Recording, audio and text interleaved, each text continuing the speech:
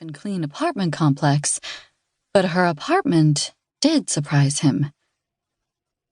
Ball knew he'd judged Everly harshly from the first moment he'd learned of her existence, but seeing her apartment made him reassess even the little he thought he knew.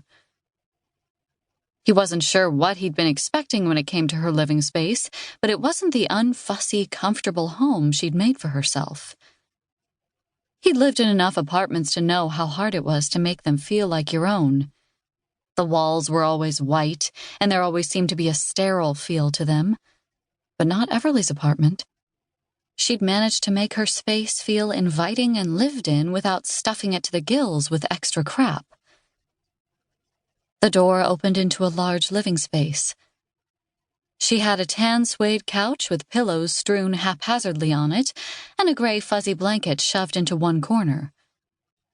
Instead of a coffee table, she had a large square ottoman with some remotes and a few other odds and ends on top.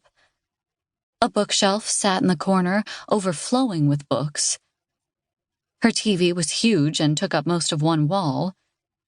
There were also pictures on the walls of Everly and a young girl who he knew was her missing sister. Her kitchen was small but functional. She had a coffee maker on one mostly uncluttered counter, and he could see a bowl and spoon in the sink from her breakfast. A small table with enough room for two sat between the kitchen and living areas, and for some reason that table made Ball sad. He imagined Everly sitting there by herself, eating meals. Even though he lived alone, he still had a table that could seat at least 6 people. He'd sat there many a night with his friends, laughing and talking. Overall, her space was tidy but not obsessively neat, exactly like his own. "Are you going to stand there all day judging me for how I live, or are we going to get moving?" Everly asked with a hand on her hip. Ball didn't feel guilty for checking out her place. The more time he spent with her, the more curious he became. Not in an I want to know how she lives because I want to date her kind of way, though. No, Everly Adams was the last person he would go out with. She wasn't his type at all. He definitely didn't want to date a woman employed in a field similar to his. He didn't even want to work with a woman, and if he ever got married or into a serious relationship, it would be with someone he liked and respected, but who he wasn't madly in love with. His heart would be safer that way. Though looking at Everly as she impatiently stared at him, he couldn't deny she was beautiful. Her red hair fell past her shoulders in disarray, which made him want to smooth it down. Her green eyes were currently shooting sparks at him in irritation. She was tall. He estimated about 5'10", but was still half a foot shorter than he was. Everly was also muscular, but managed to rock her curves.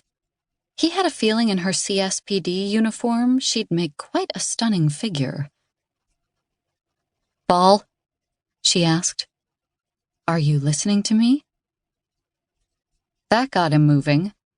His former partner in the Coast Guard, Riley Foster, used to ask him that same thing all the time. He'd found it amusing before the accident. Now it annoyed him. "Do I have a choice?" he asked, a bit harsher than he'd intended. He pretended he didn't see her scowl before she turned away. He wasn't here to make friends.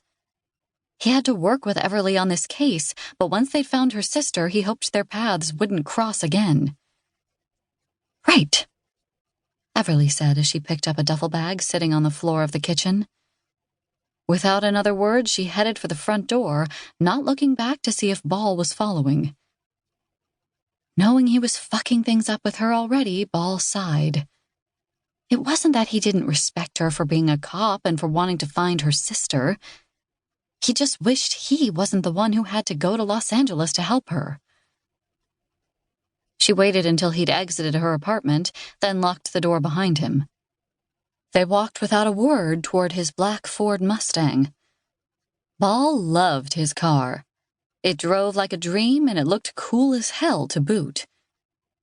Everly didn't seem fazed or overly impressed. Ball pushed the button on his key fob to open the trunk and debated reaching for her bag.